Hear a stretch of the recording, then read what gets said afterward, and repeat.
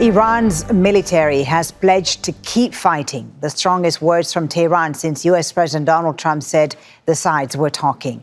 Iran's Central Command says Trump is negotiating with himself. In a statement released a few hours ago, a military spokesman said there'll be no compromise and Tehran, not Washington, will decide when the situation returns to, quote, the way it was.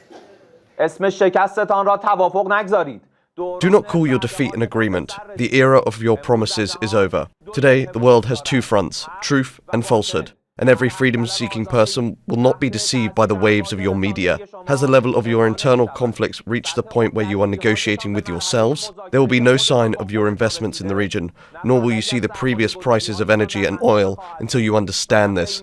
Stability in the region is guaranteed by the powerful hand of our armed forces. Stability comes through power. Now, there are reports that the Trump administration has offered a 15-point ceasefire plan to Iran. John Hendren is in Washington, D.C., and has more on the president's statements that negotiations are underway with Tehran. President Donald Trump says the wheels of diplomacy are turning. Administration officials have been talking to reporters, and there are multiple reports that the U.S. has sent a 15-point plan for peace to Iran via emissaries in Pakistan. And we are told that Pakistan, Egypt, and Turkey have all been pressing for a meeting, a peace meeting between the U.S. and Iran in Islamabad within 48 hours. That was announced on Tuesday, so that would be Thursday. And as the U.S. administration is preparing for peace talks, it's also preparing for war. The U.S. is now sending 1,500 troops from the 82nd Airborne Division to the Middle East. That's in addition to 2,500 previously announced from the 31st Marine Expeditionary Unit. Why is that important? Because the 82nd Airborne specializes in paratroopers who drop to the ground and then seize territory.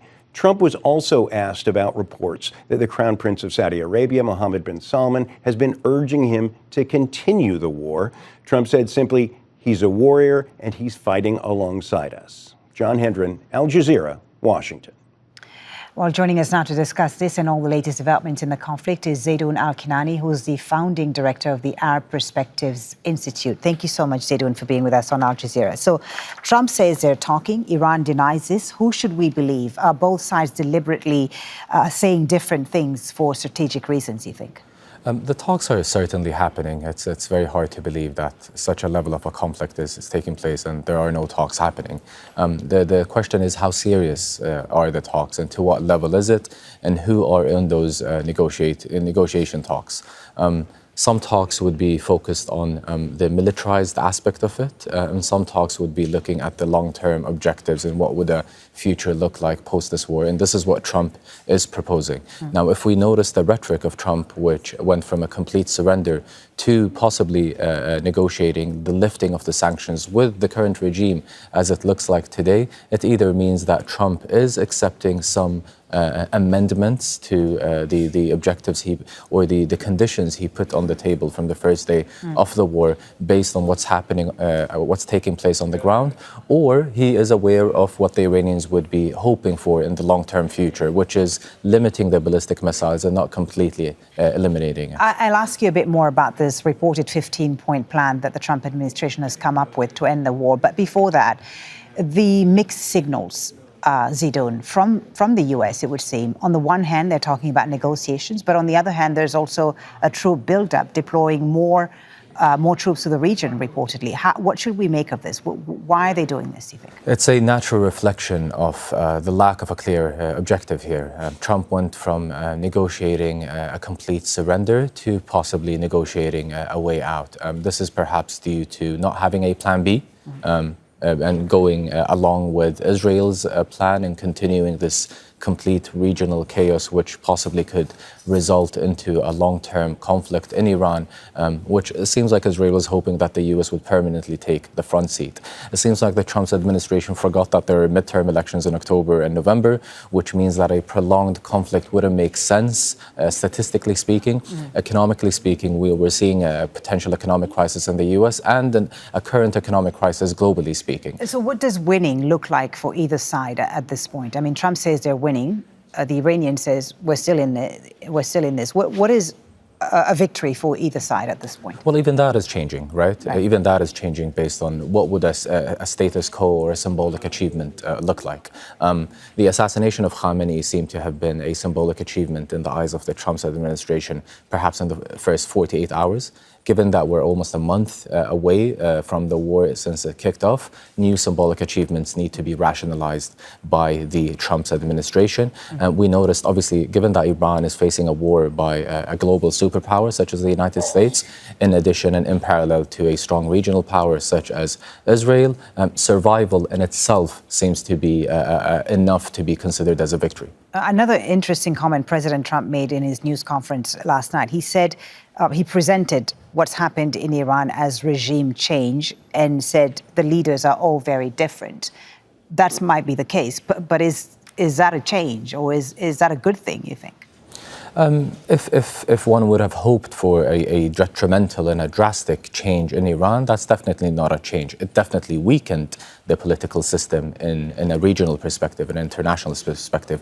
If we were to look at the regional proxy network of Iran, it will definitely make Iran focus much more on its domestic survival in parallel to the external pressures it has been facing. But if we were to imagine a different Iran for the Iranian people, or a different political system in Iran that may be less hostile to some regional actors such as Lebanon and Iraq and beyond, that is definitely not a fundamental regime change. All right. Now, this 15-point plan that Trump has reportedly come up with to end the war, which would include, nuclear disarmament in exchange for full sanctions relief, also opening up the Strait of Hormuz. Do you see the Iranians ever agreeing to any of those points?